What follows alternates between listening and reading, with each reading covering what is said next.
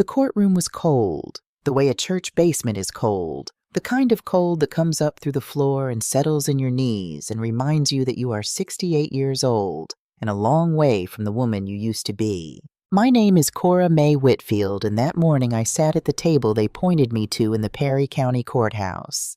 I kept my back straight, the way my mother taught me the way you sit when somebody is hoping you'll slump.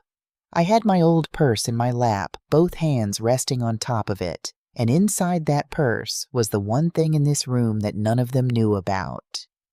Across the aisle at the other table sat the people who had come to take my mind away from me. I want you to understand that phrase because they will use softer words. They will say conservatorship. They will say for her own protection. They will say diminished capacity and voices smooth as butter on warm bread. But strip all of that away, and what they came to do that morning was stand up in a court of law and convince a judge that Cora Mae Whitfield could no longer be trusted to know her own name, her own money, or her own land. Their lawyer was a tall white man named Walter Reeves in a suit that cost more than my first car. When he walked, his shoes clicked on the polished stone click, click, click like a clock counting down to something. Beside him sat a developer's man named Glenn Hartley, who smiled at me when I came in. Smiled, like we were neighbors. And beside Hartley, not looking at me, staring down at his own folded hands like they belonged to a stranger, sat my grandson, Darnell, 30 years old, the boy I raised from the time he was 6, the boy whose name I stitched in gold thread into the first quilt I ever made him. He was the one who signed the papers to have me declared unfit. On the outside, I was calm. I had decided to be calm before I ever left the house that morning, the same way you decide to be calm before you walk into a hospital room where someone you love is dying. On the inside, I was counting. Not to soothe myself. I was counting the children. Mason Pearson, 1984. Thank you, child. Deshaun Adams, 1986. Lucille's twins, 1990. Running the list in my head year by year, name by name, the way I have run it for nearly 50 years, keeping the gears of my mind oiled and turning so that when these people tried to prove those gears had rusted shut, I would be ready. They had hired a doctor to say I could not remember my own name. I was going to let them try, because a confused old woman does not carry what I was carrying in that purse.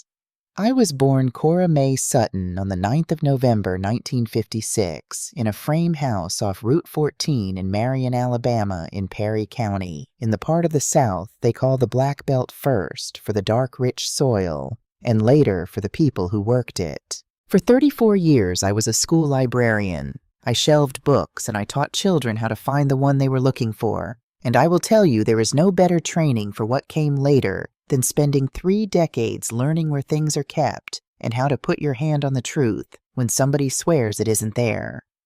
But that is not the thing I want you to remember me by. The thing I want you to remember is the quilts. Almost 50 years ago, when my daughter Renee was christened at Mount Pisgah Baptist Church, I made her a baby quilt. I stitched her name in the corner in gold thread Renee, 1975, because I wanted her to know all her life that she came into this world wrapped in something a person made on purpose with their own 2 hands just for her. The next baby born into that church, I made one too, and the next. Word got around the way it does in a small town, and pretty soon it was understood when a child is christened at Mount Pisgah, Sister Cora makes the quilt. 311 of them at the last count. 311 children, each name stitched in gold in the bottom right corner, each one a little different because no 2 children are the same, and I would not insult them by pretending otherwise. I can tell you every one of those names. I can tell you the years. Hold that thought because it matters later in a courtroom on an afternoon I will get to. I keep my mother's brass thimble in my coat pocket. Her name was Eula Mae Sutton, and she taught me to sew, and I will tell you about her later, too, because what happened to my mother is the reason I did not run when these people came for me. But not yet. Some stories you have to earn your way into. Now, the boy. Darnell came to me when he was 6 years old in the spring of 2001, the worst spring of my life. His mother, my Renee, the one whose quilt started it all, died on a Tuesday in March of an aneurysm, a thing nobody saw coming, a blood vessel in her brain that had been waiting her whole life to betray her. She was 26. She dropped a coffee cup in her kitchen, and she was gone before it finished breaking on the floor. Darnell's father was not in the picture and had never been. So there was me, 45 years old, a widow already by then, standing in a funeral home holding the hand of a 6-year-old who kept asking when his mama was coming back. I raised him. I want to be plain about that because it matters to everything that came after. I did not babysit him. I did not help out. I raised that child as my own son, and I called him son, and he called me Big Mama, and for a while there it was just the two of us against the whole hard world. I sold my car so he could finish high school without working 2 jobs, drove a borrowed truck and rode the church van for 3 years, and never once let him know it was a sacrifice because a child should not carry the weight of what he costs. I sat in the front row when he graduated. I cried when he got his first apartment. When his daughter, my great-grandbaby little Zaria, was christened at Mount Pisgah in the fall of 2021, I made the quilt. Zaria 2021. Gold thread. Bottom right corner. Same as always. The very first quilt I ever made for Darnell himself, back when he came to live with me, I made that one too, even though he was already 6 and too old for a baby blanket, because I wanted him to have what every other child of mine had. Darnell, 1995. I stitched in the corner the year he was born, not the year I got him, so the math of his life would not always start with his mother's death. He still had that quilt. I knew he did. You'll see why that matters. When he was a teenager, the two of us used to sit out on the porch in the evenings, snapping beans or just watching the light go down over the field. And one night he was maybe 15, all elbows and attitude, he got quiet. And he said, "Big Mama, when you get old, I'm going to take care of you. You won't have to worry about nothing." I have thought about that sentence a great deal these past few months, because the boy who said it is the same boy who, a lifetime after I stitched his name in gold, walked into the Perry County Probate Court and filed a petition asking a judge to rule that I, Cora Mae Whitfield, was no longer of sound mind so that he could take control of me and my house and the 18 acres of Sutton land that my family has held since 1921. That is the first thing I need you to understand before we go any further.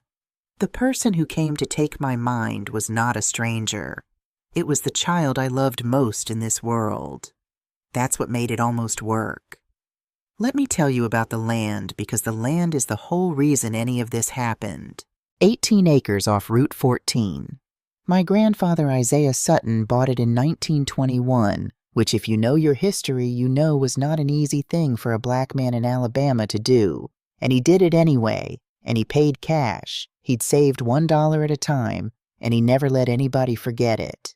The trouble with land like that, and I'm going to teach you something now the way I used to teach children at the library, because this is the part the smooth-talking men are counting on you not knowing, is that when Isaiah died, he died without a will. So the land passed to all his children at once. And when those children died, it passed to all of their children. It's called heirs property. It means that by the time it got down to my generation, that 18 acres was owned in little fractional slivers by something like 19 different cousins, scattered from Marion to Detroit, most of whom had never set foot on it. For 100 years, that didn't matter because the land wasn't worth enough to fight over. It was just ours, the place we came from. Then, in the spring of 2024, the state announced a new highway interchange, and the route ran right past our 18 acres. Overnight, that land was worth more money than my family had seen in 100 years of trying, and that is when the men in good suits started circling. The first letter came in June. Cypress Ridge Development wanted to buy. I threw it away. The second came in July with a higher number. I threw that one away too. Then in September, Darnell came to dinner. He came alone without Tamika, his wife, which should have told me something because Tamika is the sweeter of the two, and he usually brought her like a shield. He ate my chicken and he pushed his greens around his plate, and finally he slid a piece of paper across the table and asked me to sign it. Just a power of attorney, Big Mama. For the banking. Make things easier, in case something happens to you. I have spent 34 years teaching children to read the thing in front of them before they sign it, and I was not about to fail my own lesson at the kitchen table. I read it. It was not about banking. It was a document that would have handed him authority over every decision I make, including the land. I put down my fork. I said, "Darnell, who told you to bring me this?" He couldn't look at me. "And a grandmother knows. A grandmother always knows." I said no. He left without finishing his greens. In November, I got served. Not a letter this time. A sheriff's deputy on my porch with papers. A petition for appointment of a conservator filed in the probate court of Perry County, naming me as the person who needed protecting and naming Darnell Whitfield as the one who would do the protecting. Attached to it was a report from a physician named Dr. Philip Stamper, who had examined me. And here's the part I want you to sit with for exactly 20 minutes back in October on a day I thought I was going to a routine checkup that Darnell had set up to be safe. 20 minutes. That's all it takes. It turns out to build the case that a woman has lost her mind. 20 minutes a doctor who'll sign anything for the right fee, and a grandson willing to say the word yes. But here is the thing they did not know I knew. This was never about my health. I found that out from a woman named Nadine Foster, but I'll save how she fits in for later, because right now what I need you to understand is the shape of it. Behind Cypress Ridge Development was that smiling man Glenn Hartley, and Hartley had a method. He did not bother with honest offers because honest offers can be refused. Instead, he found old black folks who owned valuable heirs property folks whose land was tangled up among too many cousins to sell easily folks who were getting up in years, and he went after their minds. Because if a court declares you incompetent, you cannot say no to anything. A conservator says yes for you. And a conservator can be persuaded or paid or frightened into signing whatever Hartley put in front of him. He had done it before. He would do it again. I was just the next name on a list. And Darnell, my Darnell, was the conservator he had chosen. I sat in my kitchen that November night alone with those papers on the table, and I understood 3 things all at once. I understood that my grandson had betrayed me. I understood that he had been used to do it. And I understood that those 2 facts did not cancel each other out, that a man can be both a victim and a betrayer at the very same time, and that the world is crueler and more complicated than the simple stories we like to tell about it. Then I did the thing I learned from 34 years in a library. I did not panic. I started looking up where the truth was kept. Before I went to any lawyer, I tried to do it the family way. I called Darnell and Tamika, and I asked them to dinner. They came. I'll give Tamika this. She looked sick the whole time, like she'd swallowed something that wouldn't go down, and I filed that away too. I had set the table nice, and in the center of it, instead of flowers, I had laid out a folded quilt. The first one. Darnell 1995 in gold thread in the corner, a little faded now, a little worn at the edge, where a boy had dragged it around a house for years. I didn't say anything about the lawsuit. I just set it there. And I watched my grandson look at it. He knew that quilt. His hand went toward it the way your hand goes toward something from childhood without asking your permission. And for just a second, I thought, there he is. My boy is still in there. Then Hartley's training or his fear or whatever it was won out. He pulled his hand back. He stood up. He said, "Big Mama, I can't do this right now." And he walked out of my house and left his wife sitting at my table with her eyes full of tears. The phone rang an hour later. It was Glenn Hartley. Smooth as ever. He said he understood there'd been a misunderstanding and that he wanted to make me a generous offer to put all this behind us. If I would just sign over the land, he said the petition would be withdrawn and I could live out my days in the home I love.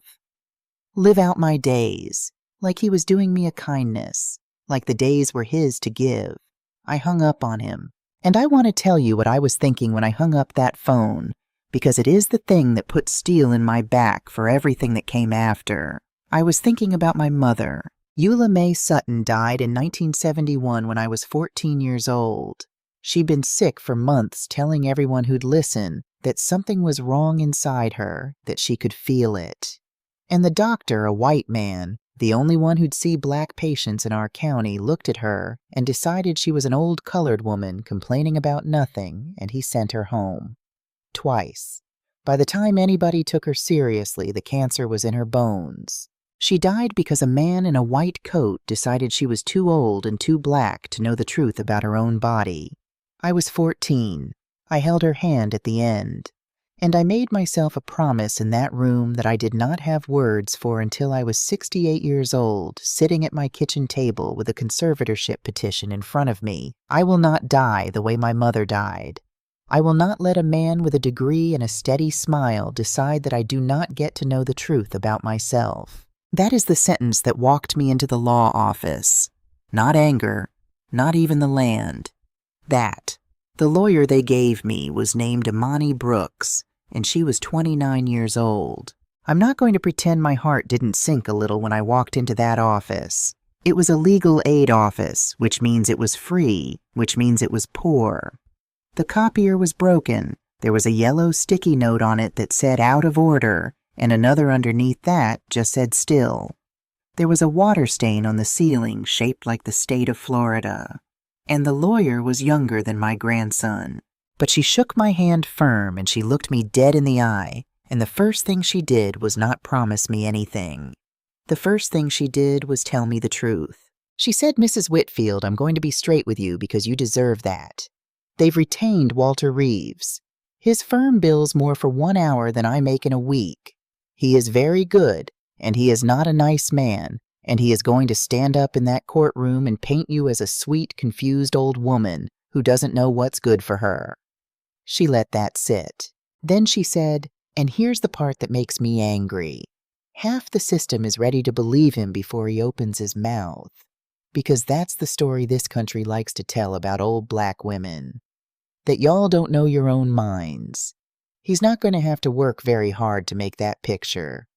We're starting this fight standing in a hole." I want you to understand how much I respected her for saying that. Everybody else in my life that fall was either lying to me or lying to themselves, telling me it would be fine, telling me not to worry. This child, this 29-year-old in a water-stained office, was the only person who looked at the truth and said it out loud. I said, "Miss Brooks, I have been underestimated my entire life. I am not afraid of starting in a hole. I am afraid of one thing only." She asked what? I said I'm afraid of forgetting, not because I am, but because they are going to spend 2 days trying to make me believe I am. And I need you to help me prove to that judge and to myself that my mind is the one thing they cannot have. Then I leaned in and I told her something. I told her one thing quiet that I had done back in the fall before any of this reached a courtroom. I'm not going to tell you what it was yet. You're going to find it out the way that courtroom found it out at exactly the right moment. But I watched Imani Brooks's eyes change when I told her. I watched her sit up straighter. I watched a 29-year-old lawyer in a poor office realize that her sweet, confused old client had walked in 3 moves ahead of everybody. She said, "Mrs. Whitfield, why didn't you lead with that?" I said, "Because you don't show a man your whole hand at the start of the game, baby. You show it when he's already bet everything he's got." The weeks before the trial were the loneliest of my life, and I have buried a daughter and a husband, so I do not say that lightly. The town took sides. That's what towns do. There were people at Mount Pisgah who had been hearing things, you know. Cora's been forgetful lately. You know she missed a Sunday. You know she called somebody by the wrong name at the fellowship dinner, and some of those things were even true in the way they're true about every single one of us over 60 because everybody forgets a name now and then. But when a lawsuit is hanging over your head, those ordinary little slips stop being ordinary. They start being evidence. Pastor Caldwell stood by me. The quilting circle stood by me. But I learned that fall who would look me in the eye at the grocery store and who would suddenly need something from the far aisle. And then there was the phone call at 2 in the morning. It was Ruthie Mae Dobbs. Ruthie Mae and I have been friends for 60 years. We were girls together. She knows where all my bodies are buried, and I know where all of hers, and there is no person alive now that my husband is gone who I trust the way I trust her. The phone rang at 2 a.m., which at our age is a sound that stops your heart because a call at 2 a.m. is almost always somebody telling you somebody's gone. I answered it scared, but it was just Ruthie, and she was crying, and she said she couldn't sleep, and then she asked me the question. She said, "Cora, I have to ask you something, and I need you to not get mad at me." And I said, "Go on." And she said, "What if they're right?" I didn't say anything. She said, "What if it's starting, baby? What if you're starting to slip and you can't see it? Because that's how it works. That's how it took my Harold. He was the last one to know. What if Darnell did a terrible thing for a true reason? I'm not on their side. Lord knows I'm not. But you're my best friend in this world, and I would rather you be angry at me than be alone in this if it's real." I sat in my dark kitchen and I held the phone, and I did not answer her right away. And I'll be honest with you, because I promised at the start of this that I would be in that silence in the dark at 2 in the morning for just one moment. I was afraid she might be right. That's the cruelest thing they do, these men, with their petitions. They don't just have to convince the judge. They get inside your own head and make you the witness against yourself. But then I did the thing. I ran the list. Renee, 1975. Mason Pearson, 1984. Deshaun Adams, 1986. 311 names in order, gold thread bottom right corner, the whole turning machine of my memory humming along smooth as it ever did. And I said, "Ruthie, I love you for asking. You're the only one brave enough to. But no, it is not starting. I have proof it isn't. I drove to Birmingham in December, and I got proof." She said, "What were you doing in Birmingham?" And I said, "I'll tell you when I tell the judge." And we both laughed a little in the dark. Two old women on a telephone. And that laugh was the bravest sound I made that whole long autumn. The morning of the trial, I woke at 5 before the alarm, the way you do when something is waiting for you. I had laid my clothes out the night before, a navy suit. I'd made it myself years ago on the same machine I made the quilts on. I wanted to walk into that courtroom wearing something my own two hands had made, so that no matter what they said about those hands, that they shook, that they couldn't be trusted, that they needed somebody else to sign for them, I would know what those hands could do. I put my mother's brass thimble in my pocket. I checked my purse twice for the thing inside it. I drove myself. That mattered to me that I drove myself in the old Buick down Route 14 past the 18 acres in the gray morning light, the soil my grandfather bought $1 at a time. I didn't let anybody pick me up. A woman they're about to call incompetent drives herself to her own trial. You'd be surprised how much of dignity is just refusing the ride. I got to the courthouse early, and there in the parking lot, getting out of a car that cost more than my house, was Walter Reeves in his good suit and Glenn Hartley with his good smile, and between them and a tie I had taught him to knot when he was 12 years old, my grandson. Darnell looked up, and across that whole parking lot in the cold March light, his eyes met mine. I held them. I have buried a husband and a daughter, and I held that boy's eyes, and I did not look away. He did. He looked down at his shoes the way he used to when he'd broken something as a child and didn't want to confess it. And I thought, good. Look down. Because you cannot do what you came here to do if you have to keep looking at the woman who raised you. I gripped my mother's thimble in my pocket. I climbed the granite steps. And I walked into that courtroom to find out whether nearly 50 years of stitching other people's names in gold had earned me the right to keep my own. The courtroom of the Perry County Probate Court is not a grand place. There is no jury box because in a case like mine there is no jury, there is only the judge. And the judge that morning was a woman named Eleanor Hargrove, 60-some years on this earth, gray hair pinned back, severe reading glasses on a chain. She had been on that bench for 20 years. I had checked. A librarian checks. I sat at my table with Imani Brooks beside me in the one good suit she owned. Across the aisle, Walter Reeves had 2 associates and a cart full of black binders. We had a manila folder and a young woman's nerve. Judge Hargrove called the room to order, and Walter Reeves stood up to take my mind away from me. He was good. I'll give the devil that. He didn't shout. He didn't sneer. He spoke the way a kind man speaks at a funeral, low and sorrowful, like every word cost him something. Your Honor, he said, no one in this room wishes to be here. Least of all the petitioner, Mr. Darnell Whitfield, who loves his grandmother dearly. That is precisely why we are here. Because love sometimes requires us to do the hardest thing of all, to admit that someone we cherish can no longer care for herself. He walked as he talked, slow click-click on the stone. Mrs. Whitfield is a remarkable woman, a retired educator, a pillar of her church. No one disputes the life she has lived, but the woman who lived that life is sadly slipping away from us. She forgets. She wanders. She has on at least one documented occasion called 911 in a state of total disorientation, unable to recall her own address. She has left a stove burning. She has called her grandson by the name of a man 20 years dead. He stopped in front of the bench. He lowered his voice even more so the whole room had to lean in. We are not here to humiliate her. We are here to protect her. From the kitchen fire she'll forget she started. From the strangers who would take advantage of a confused elderly woman with valuable property. Mr. Whitfield asks only to be allowed to keep his grandmother safe, to stand between her and a world she is no longer equipped to navigate. That is not cruelty, Your Honor. That is love. That is duty. He sat down. I will tell you the truth, it was a beautiful speech. If I had been a stranger in that room, I might have believed it.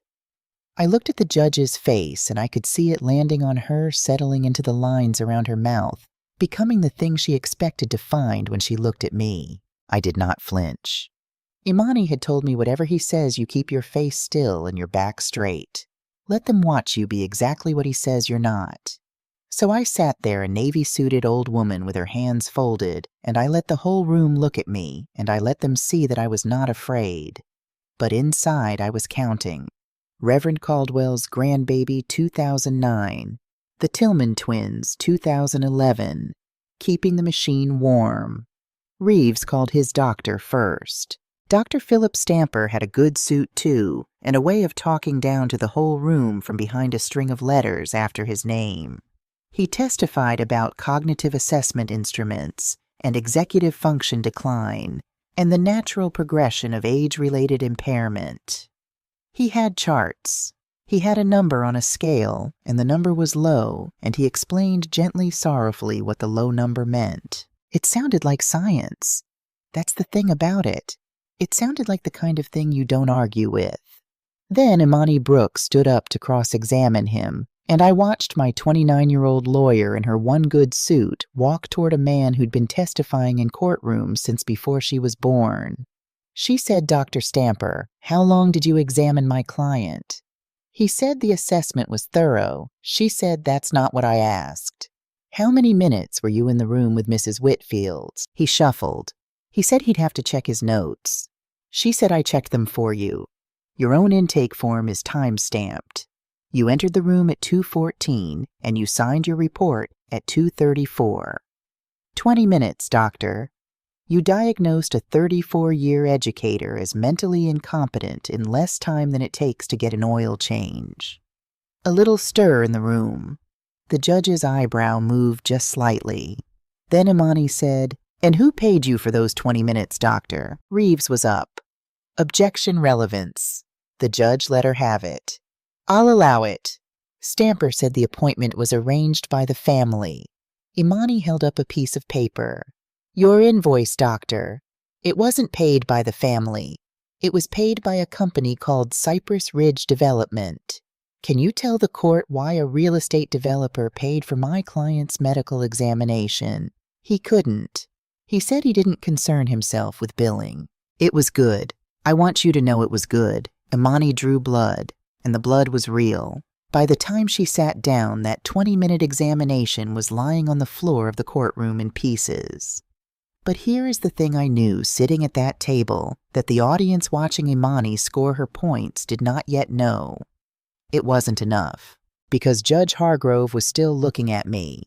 And when she looked at me, I could see she was not thinking about Dr. Stamper's invoice. She was thinking about a 911 call. She was thinking about a stove left burning.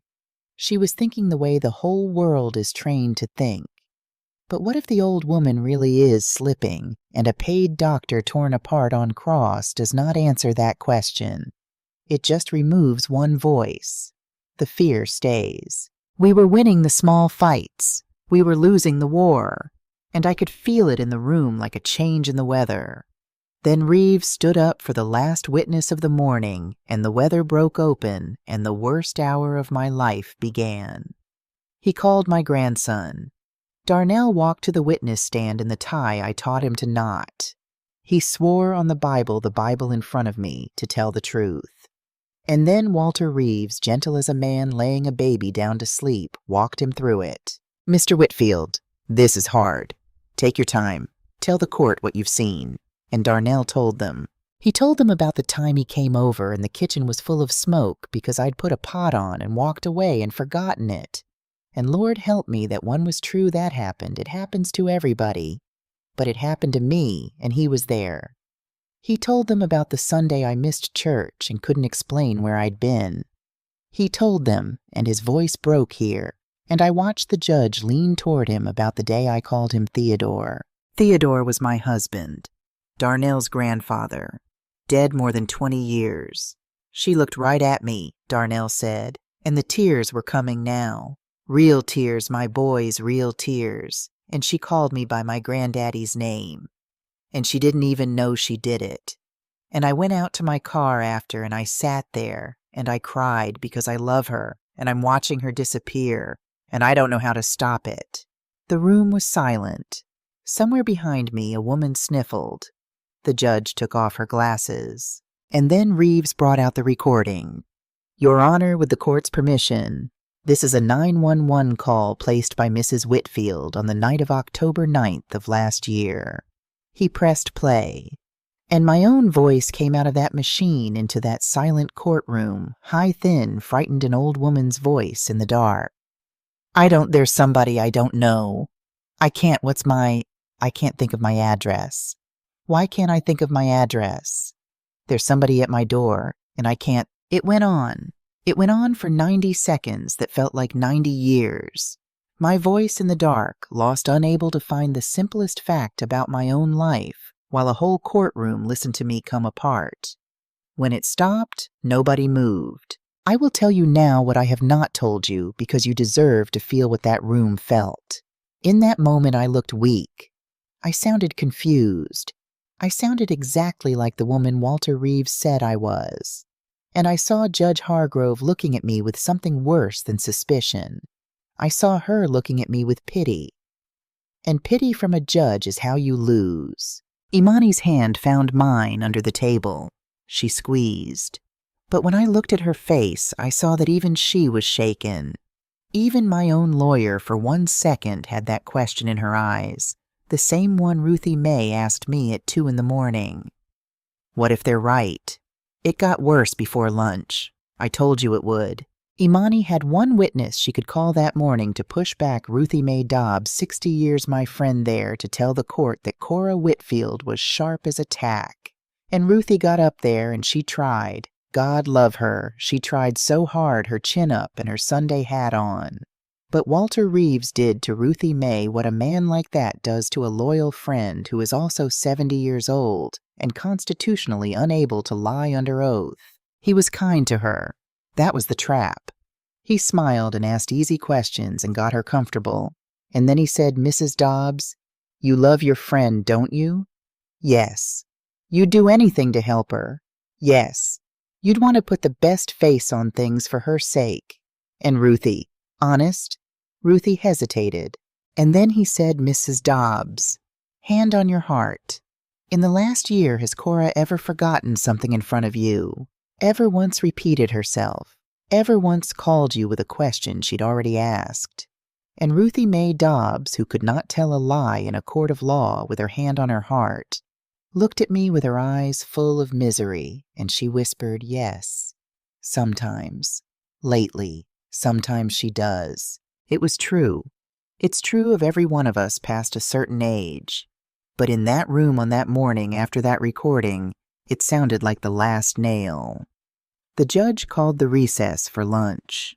The hallway outside the courtroom was cold and the lights buzzed, and there was a long wooden bench against the wall where Imani and I sat down and did not speak for a moment. Then Imani said quietly, Mrs. Whitfield, I have to lay it out for you. After that recording, I'm not going to lie to you. You taught me not to lie to you. We are in trouble. If we put you on that stand this afternoon and Reeves does to you what he did to Mrs. Dobbs, and you slip even once, even on something small that means nothing, it confirms the whole picture. The judge already half believes it. She looked down at her hands. There may still be time to discuss a settlement. One where you keep the house. I don't want to say it, but I'd be a bad lawyer if I didn't. I let her finish. She'd earned the right to say it. She was the only one who'd ever told me the truth. Then I opened my purse. I took out the thing that had been sitting in there all morning while they played my frightened voice and made my best friend betray me by accident. A manila envelope sealed a little soft at the corners from being gripped. I held it in both hands. I did not open it. I just held it. And I said to Imani Brooks the thing she would later tell me she'd remember for the rest of her career. Baby. They showed the judge a frightened old woman who couldn't find her address in the dark. This afternoon, I'm going to show her why I was so frightened, and then I'm going to show her what I did about it. We are not settling. We have something they haven't seen yet. Imani looked at the envelope. She looked at me. I said, eat your lunch. The morning was theirs. The afternoon is ours. When we came back from lunch, the room had that heavy afternoon feeling, full stomachs and low light. Everyone settled into the story they'd already decided was true. They thought it was over, but the closing. They thought they were just watching the old woman take her last few steps. Imani Brooks stood up and called her first witness of the afternoon, and the name she said was a name no one in that room had ever heard. The respondent calls Nadine Foster. A woman walked in from the back. 40-some plain gray cardigan, the careful posture of somebody who has decided to do a hard thing and is going to get through it one sentence at a time. She had a folder of her own. She took the oath. Imani asked her to state her former occupation, and Nadine Foster said in a flat, quiet voice with no feeling in it at all, which is exactly what made it land like a stone through a window. For 4 years, I was the office manager for Cypress Ridge Development. I worked for Glenn Hartley. I watched Hartley's smile fall off his face like a picture off a wall. Imani said, Ms. Foster, in the course of your work, did you become aware of how Cypress Ridge identified property to acquire? Yes. Can you describe it? And she did. In that flat voice, no drama, just facts, she described a spreadsheet, an internal company document, a list. On that list were the names of elderly black landowners in 3 counties who held heirs' property. The company wanted property too tangled in shared inheritance to buy the ordinary way. And next to certain names was a column, and the column had a heading, and the heading was Conservatorship Route Viable.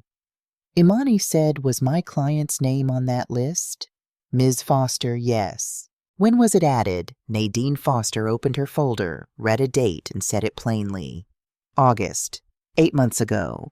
Imani let it sit. Then she said very softly, Ms. Foster, the petition to declare Mrs. Whitfield incompetent was filed in November.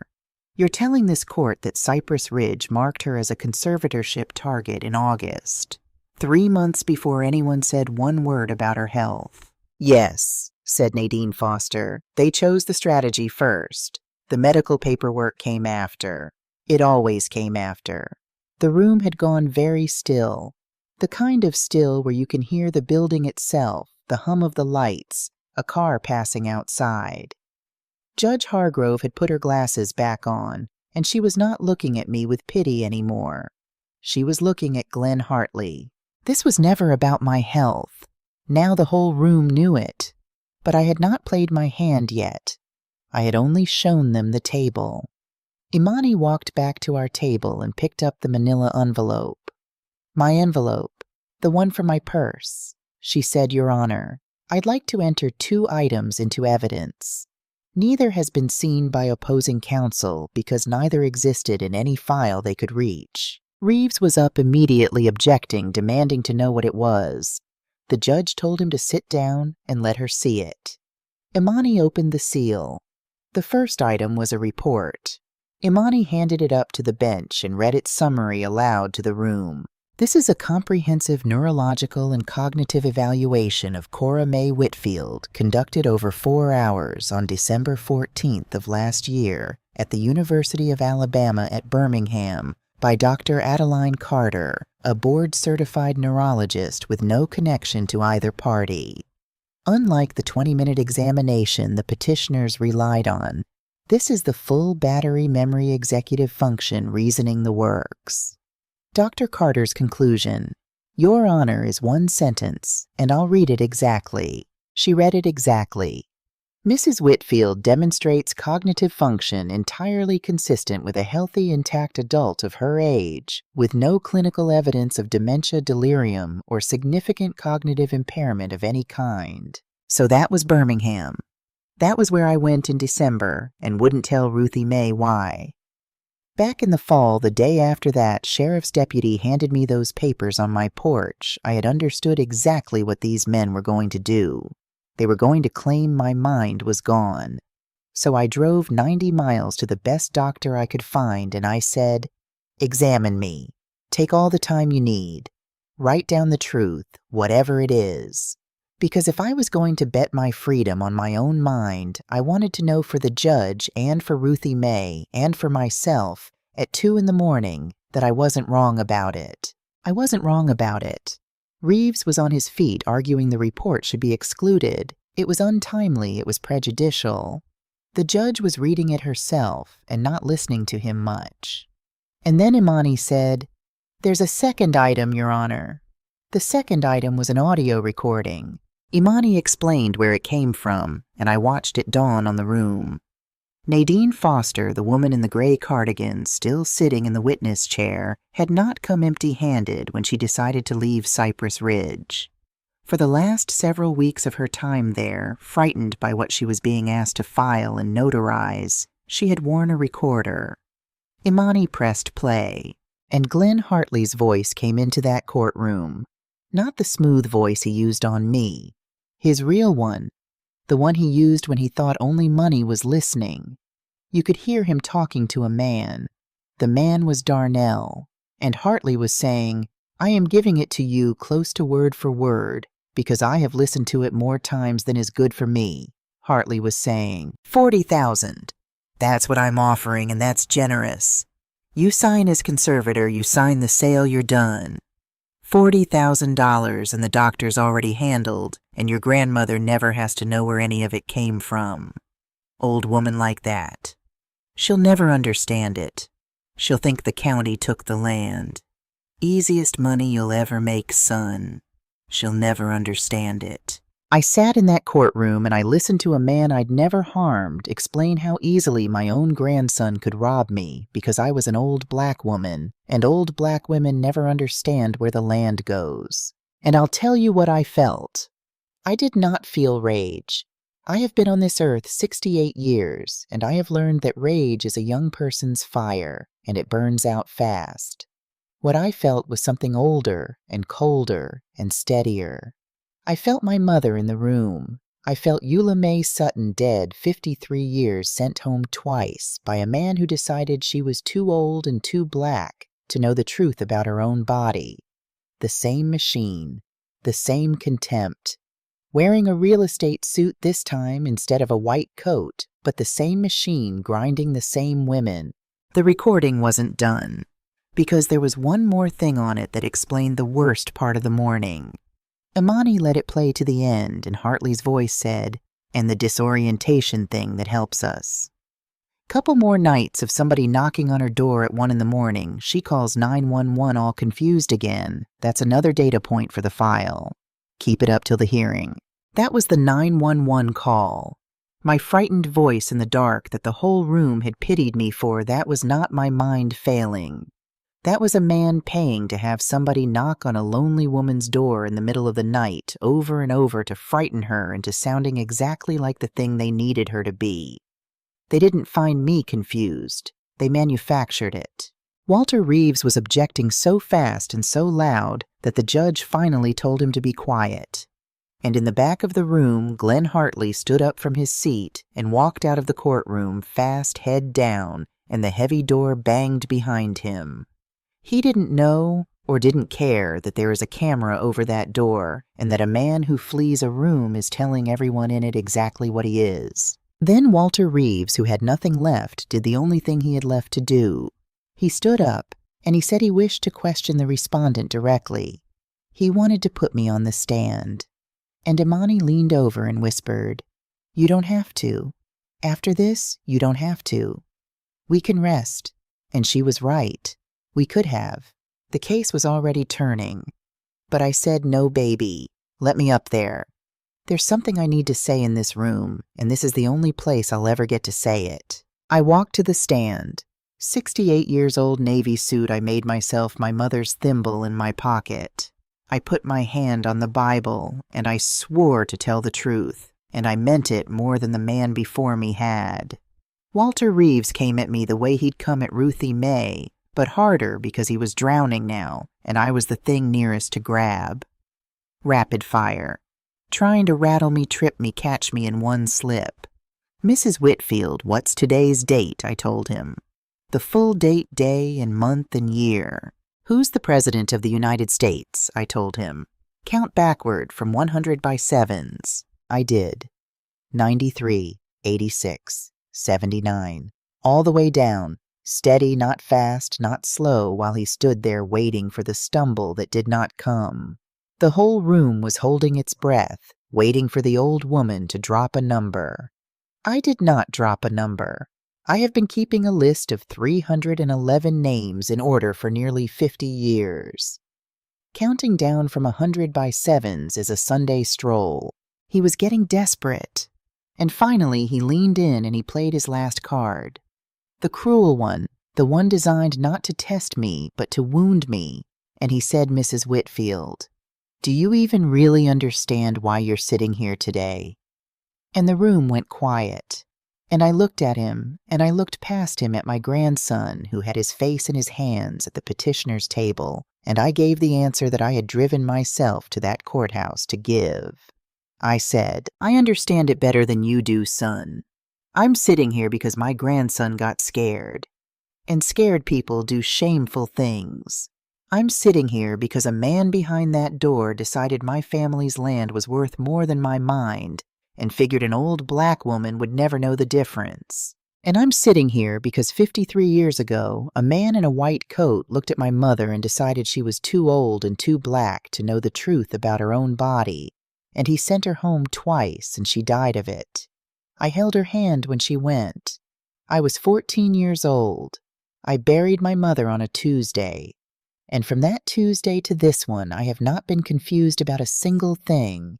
Nobody in that room made a sound. Not the judge, not Reeves, not one person on the benches. I wasn't finished. I turned a little toward the bench, toward Judge Hargrove, and I said it quiet. "You want to know if my mind is sound? Ask me the names. 311 children christened at Mount Pisgah Baptist Church, and I made a quilt for everyone. And I stitched every name in gold thread with these hands they say can't be trusted. I can give them to you in order. Renee, 1975. Mason Pearson, 1984. Deshaun Adams, 1986.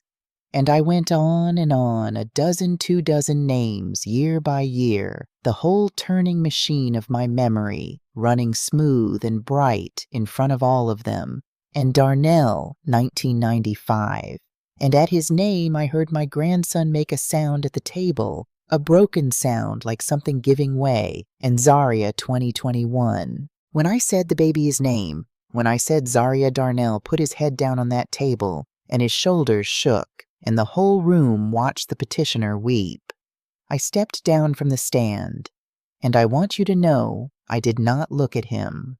I walked back to my table past my grandson, and I kept my eyes forward, because there are some things a heart cannot do twice in one day, and looking at that boy was one of them. Judge Hargrove sat for a long moment with her glasses in her hand.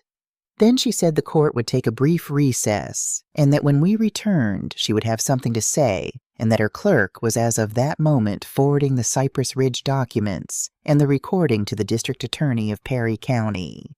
The gavel came down. The judge was gone for less than half an hour. When Eleanor Hargrove came back to the bench, she put her glasses on and she looked at me, and the look was different than it had been that morning. That morning she'd looked at me like something fragile. Now she looked at me like a person. She spoke plainly. She found that the petition to declare me incompetent was without merit. She found on the record that I was of entirely sound mind. She dismissed the conservatorship in full. And then she did the thing I had not dared to hope for. She stated for the court's record that the evidence suggested a deliberate scheme to defraud an elderly landowner, and that she was referring the entire matter, Cypress Ridge Glen Hartley, the manufactured 911 calls the bought doctor, to the district attorney of Perry County and the office of the Attorney General of Alabama. She looked at me one last time and she said, "Mrs. Whitfield, the court apologizes for the morning you were put through. You may go home." I did not cry out. I did not throw my hands up. I have watched too many people lose too many things to ever celebrate loud in a room where somebody else is losing. I just felt my fingers, which had been wrapped around my mother's brass thimble in my pocket the whole long day, finally loosen. That was all. A quiet thing. My hand letting go. Imani Brooks was wiping her eyes and trying to pretend she wasn't. I patted her hand and I said, "You did that, baby." And she said, "No, ma'am, you did, and we were both right." I gathered my purse. I walked out of that courtroom on my own 2 feet the same way I'd walked in, and nobody had to sign for me. I made it all the way to the parking lot. I made it to the old Buick, and I got the door open, and I sat down behind the wheel, and I let out one long breath, the breath I'd been holding since November. And then there was a knock on my window. It was Darnell. He stood out there in the cold March light in the tie I taught him to knot, and he was shaking not from the cold. His face was wet and ruined. I rolled the window down halfway. Just halfway. He couldn't get the words out at first. Then he said, "Big Mama, I'm sorry, I'm so sorry. You don't understand what I was." And I said I know about Zaria. He stopped like I'd struck him. Because here is the last thing, the thing I have not told you. The thing I had carried inside me longer than any of them knew. I had known for months the real reason my grandson did what he did. Little Zaria, my great-grandbaby Zaria, 2021 gold thread bottom right corner, had leukemia. She'd been diagnosed the summer before. The treatment was working, thank God, but it was drowning them. $90,000 the insurance wouldn't cover. Darnell had been desperate, the specific desperation of a father who watches his child suffer and cannot pay to make it stop. And Glen Hartley, who collected desperate people the way some men collect stamps, had found him. Had sat across from a terrified young father and offered him $40,000, and a way to tell himself it wasn't really stealing because the old woman would never understand it anyway. I had known since the fall. A grandmother has her ways of learning what ails her own child, even when that child is breaking his back to hide it from her. I looked at my grandson through that half-open window, and I said, "You should have come to me."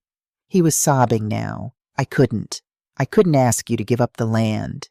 It's everything. It's 100 years. Darnell. I said his name the way I used to say it when he was 6 and would not be still. He went quiet. And then I told him the thing that broke whatever was left in both of us. I said in October, before any of this got to a courtroom, I put 4 acres of that land into a trust for Zaria to pay for every treatment she needs for as long as she needs it. I did it the week I found out she was sick. I let that land on him. The thing you tried to steal, son, I had already given it. You didn't have to take anything from me. You only had to ask. You chose the lawyer and the lie over your grandmother's kitchen table.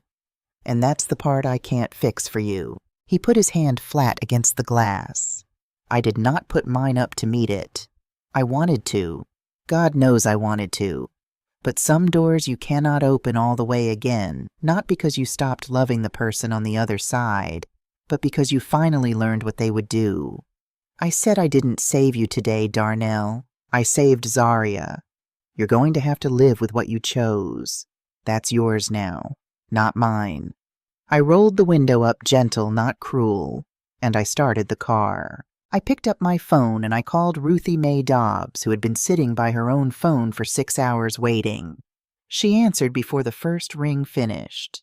I said 2 words, "It's over," and I heard my oldest friend in this world start to cry, and I drove home down Route 14 past the 18 acres my grandfather bought $1 at a time in the gray light of the longest day of my life.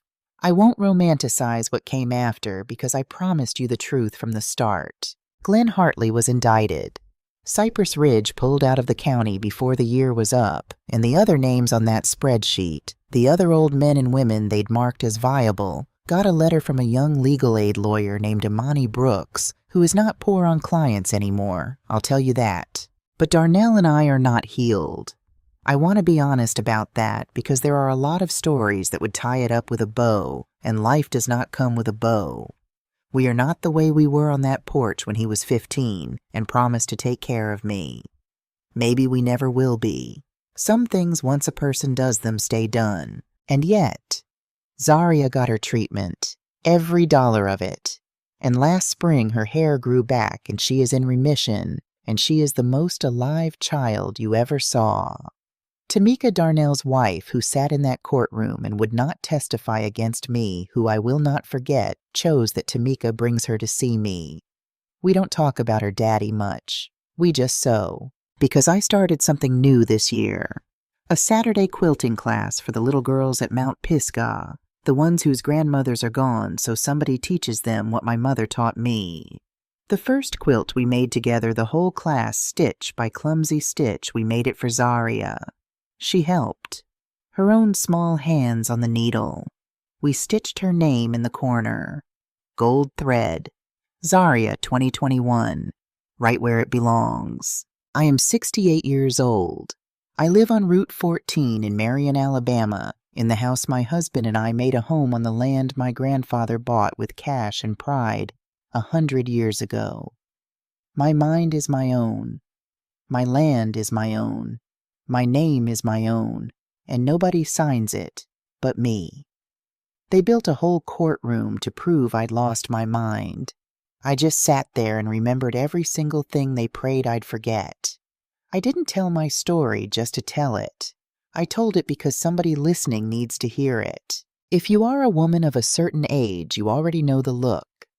The one that decides before you've said a word that your memory is failing, your judgment is gone, that choices about your money and your home and your own body are better made by someone younger, someone louder. The world starts handing you that look around 60, and it does not stop. So hear me. Your years are not your weakness. They are your evidence. Every name you remember, every lesson you carry, every hand you've held while it went cold that is not decline. That is the proof of a life fully lived, and no man in a good suit gets to enter it against you. I learned 3 things in that courtroom, and I'll leave them with you. First, prepare quietly. I never threatened anyone. I drove to Birmingham, I kept the truth in an envelope, and I didn't show my hand until it couldn't be answered. Loud people get noticed. Prepared people win. Second, love and consequence are not enemies. I loved my grandson through every minute of that trial, and I still let him face what he chose. You can keep your heart open and your standards firm. And third, the one my mother died teaching me, never let another person decide what you are still capable of knowing. Not a doctor, not a child, not a court. You know your own mind, guard it like the treasure it is.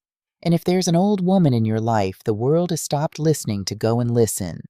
She isn't confused. She's just waiting for somebody to ask her what she remembers.